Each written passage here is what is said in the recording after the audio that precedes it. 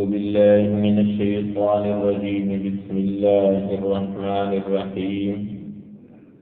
لعن الذين كفروا من بني إسرائيل على لسان داود وعيسى بن مريم ذلك بما عصوا وكانوا يعتدون. صدق الله العظيم وصدق رسوله النبي الكريم. اللهم صل على محمد النبي الأمي وعلى آله وصحبه وسلم تسلیما. محترم سامعین ذی وقار، آپ کے سامنے قرآن مجید فرقان حمید میں سے سورہ المائدہ کے رکوع نمبر 11 کی پہلی آیت مبارکہ تلاوت کرنے کی سعادت حاصل کی ہے. اللہ جل شانہ فرما رہے ہیں: لعن الذین کفروا من بنی اسرائیل، لعنت کی گئی ہے ان لوگوں پر جو بنی اسرائیل میں سے جنہوں نے کفر کیا. علی لسان داؤد، حضرت داؤد علیہ السلام کی زبان کے اوپر، وعیسیٰ ابن مریم اور عیسیٰ ابن مریم کی زبان کے اوپر، یعنی ان کو جب انہوں نے برے کام کیے، جب اللہ کی نہ مانی، نافرمانی کی، تو مختلف ادوار کے اندر مختلف انبیاء کرام کے ذریعے اللہ جل شانہ انہیں منع فرماتے رہے. کبھی حضرت داؤد علیہ السلام،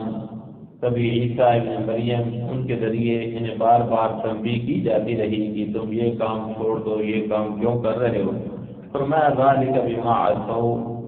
یہ جو انہوں نے کام کیا، نافرمانی کی، وکانوا یعتدون، یہ حد سے زیادہ بڑھنے والے تھے. یعنی جو ان کی اوقات تھی اس سے بڑھ کے، اس کا تقاضا تو یہ تھا کہ اللہ کی فرما برداری کرتے، جس کا کھا رہے تھے اسی کی گل گاتے ہیں، لیکن انہوں نے نافرمانی کی اور اس کے اندر نافرمانی کے اندر یہ حد سے زیادہ بڑھ گئے. قالوا لا تناهون عن منکر،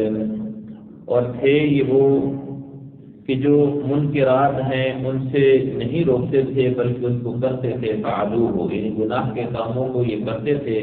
اس سے منع نہیں کرتے تھے.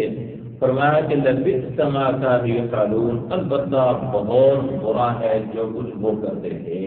یعنی بنی اسرائیل جو کام کر رہے تھے، یہ برائی کے کام جو لوگ کر رہے تھے، ان کے متعلق کہا جا رہا ہے کہ لبئس، یہ بڑا برا ہے جو کچھ وہ کام ایسے کرتے تھے. تو فرمایا جا رہا ہے کہ آپ دیکھیں گے ان میں سے اکثر کو یتولون الذین کفروا، کہ وہ دوستی رکھتے تھے ان لوگوں سے جو کافر ہیں. اب ان کا مزاج اس کے متعلق فرمایا جا رہا ہے کہ وہ دوستی ان لوگوں سے کہ جو کافر ہیں ان سے رکھتے ہیں. فرمایا جا رہا ہے کہ لبئس، بہت برا ہے، ما قدمت، جو انہوں نے آگے بھیجا ہے، لہم انفسہم، اپنے لیے جو انہوں نے آگے بھیجا ان کی جیوں نے، ان سخط اللہ علیہم، یہ کہ ان کے اوپر اللہ کا غضب ہوگا. جو برے اعمال کر کے بھیج رہے ہیں تو اس کی وجہ سے سزا بھی ملے گی. اس کے متعلق فرمایا جا رہا ہے کہ اللہ کا غضب ہوگا، اللہ غصے ہوں گے ان کے اوپر. اور فی الآخرۃ، دنیا کے اندر اللہ ان کے اوپر غصہ ہے، اللہ ان کے اعمال کی وجہ سے. وفی العذاب ہم خالدون، اور آخرت کے اندر ان کے لیے عذاب ہے جس کے اندر وہ ہمیشہ ہمیشہ رہیں گے. بنی اسرائیل کی ان باتوں کے اوپر اللہ جل شانہ فرما رہے ہیں. تو فرمایا کہ اور اگر وہ ایمان لے آتے اللہ کے اوپر اور نبی پاک صلی اللہ علیہ وسلم کے اوپر، یا جو ان کے دور کے نبی تھے ان کے اوپر پیمانوں کے اندر ایمان لے آتے، اور جو اس کی طرف نازل کیا گیا، اس نبی پاک کے اوپر جو نازل کیا گیا اس کے اوپر وہ ایمان لے کر آتے. 3 باتیں فرمائی جا رہی ہیں. متخذوہم اولیاء، اور نہ پکڑتے وہ ان لوگوں کو دوست، یعنی کافروں کو دوست نہ بناتے. ولکن کثیرا منہم فاسقون، لیکن ان میں سے اکثر گناہگار ہیں، فاسق ہیں، وہ سمجھتے نہیں ہیں. جب عادت ایک بندہ ہے کہ اس پر بار بار لگ جاتا ہے، اس کا مزاج بھی بن جاتا ہے، اسے سمجھ نہیں آتی. اس لیے فرمایا جا رہا ہے کہ ان کی اکثریت جو ہے وہ اس بات کے اندر پڑی ہوئی ہے، اس کے اندر اس وجہ سے انہیں یہ بات سمجھ ہی نہیں آ رہی ہے. اگلی آیات کے اندر اللہ جل شانہ یہود و نصارہ کے متعلق ان کا جو مزاج ہے اس کے متعلق فرما رہے ہیں. لَتَجِدَنَّ، البتہ آپ پائیں گے، اشد الناس، لوگوں میں سے زیادہ سخت عداوت، دشمنی کے اندر، للذین آمنوا، ایمان والوں کے لیے، الیہود، یہود کو پائیں گے کہ یہودی مسلمانوں کے سخت دشمن ہیں. اس کے متعلق فرمایا جا رہا ہے کہ البتہ آپ پائیں گے لوگوں میں سے ان لوگوں کو دشمنی میں ایمان والوں کے لیے الیہود جو یہود ہیں ان کو کہ وہ زیادہ جو ہے مسلمانوں کی ساتھ دشمنی رکھنے والے ہیں، نقصان پہنچانے والے ہیں، اور والذین اشرکوا اور جو مشرک ہیں، تو مشرکین مکہ ظاہر ہے کہ وہاں سے نبی پاک صلی اللہ علیہ وسلم ہجرت فرما کے تشریف لائے تھے، اور ادھر مدینہ کے اندر یہ یہود رہتے تھے، تو فرمایا جا رہا ہے کہ یہ دونوں، اور آج تک بھی دیکھا جائے تو وہی مزاج ہے، جیسے بھی اگر مشرکین موجودہ دور کے اندر ہیں تو وہ انڈیا کے اندر ہیں، تو کیفیت جو ہے تقریباً جو ویسی ابھی تک چلی آ رہی ہے۔ دوبارہ فرمایا جا رہا ہے کہ ایک یہ ان قوموں کا مزاج ہے کہ دشمنی کے اندر زیادہ سخت ہے، اور پھر فرمایا جا رہا ہے کہ وَلَتَجِدَنَّ أَقْرَبَهُمْ، اور البتہ آپ پائیں گے ان کو قریب محبت کے اندر لِلَّذِينَ آمَنُوا ایمان والوں کے لیے الَّذِينَ قَالُوا إِنَّا نَصَارَىٰ، کہ جنہوں نے کہا کہ ہم نصارا ہیں، ہم عیسائی ہیں۔ اس کے متعلق فرمایا جا رہا ہے کہ وہ ان کی نسبت، ویسے تو ظاہر ہے کہ کل جتنی الکفر ملت واحدہ، کہ کفر ایک ہی ملت ہے، وہ مسلمانوں کو نقصان پہنچائے گا، لیکن ان دونوں کا اگر آپس کے اندر موازنہ کیا جائے تو اگر عیسائی اپنے ذہن سے سوچ رہا ہے تو مسلمانوں کے لیے اتنا نقصان دہ نہیں، ہاں اگر اس کے اوپر یہود کے نقش قدم کے اوپر چل رہا ہے، یہود اسے لیڈ کر رہا ہے، جیسے آج بھی یہود ہی لیڈ کر رہا ہے معیشت کے اوپر، اس کی جو ہے وہ دسترس ہے، اس کی کمانڈ ہے، تو وہ اگر کر رہا ہے اس کے پیچھے چل رہا ہے تو پھر تو نقصان پہنچائیں گے، لیکن اگر وہ خود ہیں تو اس کے متعلق فرمایا جا رہا ہے کہ مودۃ للذین آمنوا ایمان والوں کے لیے محبت کرنے والے وہ لوگ کہ جو کہتے ہیں کہ ہم عیسائی ہیں، ذالک بأن منہم قسیسین، اور اس کی وجہ کیا ہے؟ وجہ یہ ہے کہ ان میں سے ان کے اندر علماء ہیں، بڑے لوگ قسیسین ہیں، صاحب عقل لوگ ہیں، ورہبانا اور درویش ہیں اس کے اندر، وَأَنَّهُمْ لَا يَسْتَكْبِرُونَ اور وہ تکبر نہیں کرتے ہیں۔ لیکن علماء نے لکھا ہے کہ اس دور کے اندر پائے جا رہے تھے، اس دور کے اندر ان کے اندر یہ اہل علم بھی لوگ موجود تھے، درویش لوگ بھی موجود تھے، تکبر نہ کرنے والے بھی موجود تھے، لیکن موجودہ دور کے اندر آج کل کی ان کے اندر یہ تینوں چیزیں نہیں پائی جاتی ہیں، تو یہ اس دور کی بات کی جا رہی ہے۔ بہرحال وَإِذَا سَمِعُوا مَا أُنزِلَ إِلَى الرَّسُولِ، اور جب سنتے ہیں جو ان نازل کیا گیا ان کے رسول کی طرف، رسول پاک صلی اللہ علیہ وسلم کی طرف نازل کیا گیا ہے، تو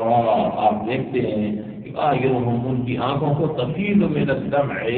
تو وہ بہتی ہیں، آپ ان کی آنکھوں کو ڈر کی وجہ سے بہتا ہوا دیکھیں گے کہ جب آپ دیکھیں گے ان کی طرف جو اللہ کے محبوب کے اوپر کلام نازل ہوا، اس سے جب سنتے ہیں ان کی کیفیت یہ ہے، تو فرمایا مما عرفوا من الحق،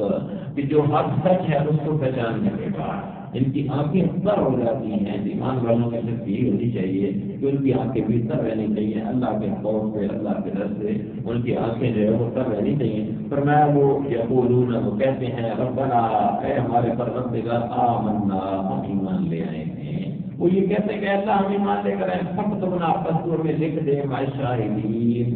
ان لوگوں کے ساتھ جو ہیں، اس کے اوپر جو ہے گواہی بھی لکھ دے، تو ہمارے لیے تو گواہی لکھ دے کہ ہم کن لوگوں کے ساتھ ہیں، ایمان والوں کے ساتھ ہیں، ان کے اندر شامل فرما دیں۔ پھر فرمایا جا رہا ہے کہ وما لنا الا نؤمن باللہ، اور ہمیں کیا ہو گیا، ہمارے لیے کیا ہے کہ لا نؤمن باللہ، ہم ایمان نہ لے کر آئیں اللہ کے اوپر، ہمارے لیے کیا ہے، کون سی رکاوٹ ہے، کیا چیز ہے، وما جاءنا من الحق، اور جو آ گیا ہمارے پاس حق آ چکا ہے، دو باتیں ہیں کہ ہمیں کیا ہو گیا کہ ہم نے لیا، کون سی رکاوٹ رہ گئی، اللہ کے محبوب آ گئے، پھر وہ تعلیمات لے کر آ گئے، اب ہمارے پاس آ چکا ہے، پھر ہمیں کیا ہو گیا کہ ہم اللہ کے اوپر ایمان نہ لے کر آئیں، اور جو حق سچ ہے اس کے اوپر ایمان نہ لے کر آئیں، وَنَطْمَعُ أَن يُدْخِلَنَا، اور ہم امید کرتے ہیں أن يُدْخِلَنَا، یہ کہ ہمیں تو داخل کرے گا اے ہمارے پروردگار مع القوم الصالحین، ایسی قوم کے ساتھ جو نیکوکار ہے۔ تو ہم دعائی مانگیے کہ اللہ ہمارا جو انجام ہے نیک لوگوں کے ساتھ فرمائے، انبیاء کرام کی دعا ہے کہ اللہ ہمارا نیک لوگوں کے ساتھ ہمارا انجام فرما، یا ان کی بھی ایک منت و امید رکھتے ہیں، تمام رکھتے ہیں، یہ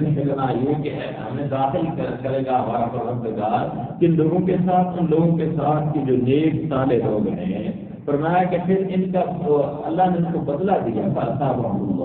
ثواب دیا، اللہ نے ان کو بدلہ دیا، بما قال، اس چیز کا جو یہ کہتے ہیں، یہ بات انہوں نے کہی نہیں کہ اللہ ہمیں تو داخل کر دے، ابھی تو ہمارے لیے کوئی رکاوٹ نہیں ہے کہ ہم اللہ کو نہ مانے، اللہ کی نہ مانے، تعلیمات بھی آ چکی ہیں ان کے متعلق۔ اللہ کہہ رہے ہیں کہ اس دور کے اندر جو راج جو بندہ چیز کا کاروبار ہے، مانتا ہے اللہ کی اور اللہ کے رسول کی مان رہا ہے، فرمایا فَأَثَابَهُمُ اللَّهُ، بس بدلہ ہے ان کا اللہ کے پاس اس چیز کا جو انہوں نے کہا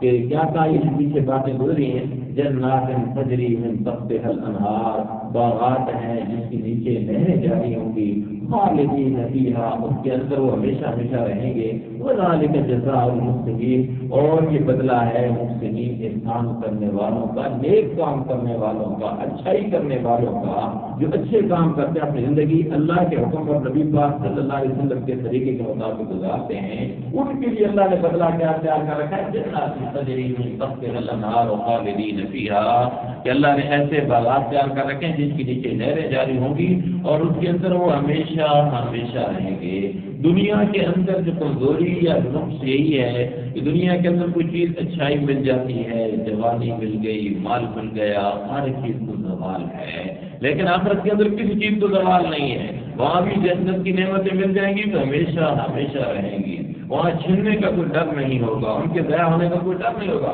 یہ تو ایمان والوں کی بات بیان کی جا رہی ہے کہ ان کے ساتھ اللہ کیا کریں گے، ایسا کریں گے۔ یہ 3-4 آیات کے اندر ایمان والوں کی صفات جو اس وقت کے اندر لے کر آئے، یہ آج کے دور کے اندر بھی جن کے اندر یہ صفات پائی جائیں گی ان کے متعلق فرمایا جا رہا ہے۔ پھر فرمایا کہ الذین کفروا، جن لوگوں نے کفر کیا، وکذبوا، اور انہوں نے جھٹلایا بآیاتنا،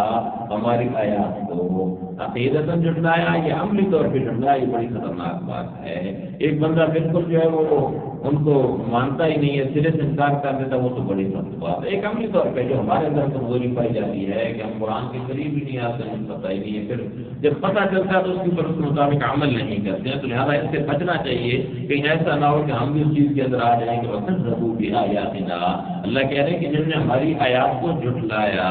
یا مطلقاً آیا ہے، یہ نہیں آیا کہ زمانی طور پہ یا صرف عملی طور پہ، دونوں اس میں شامل ہو سکتی ہیں کہ دوسرے کے اندر اللہ بچائے محفوظ فرمائے۔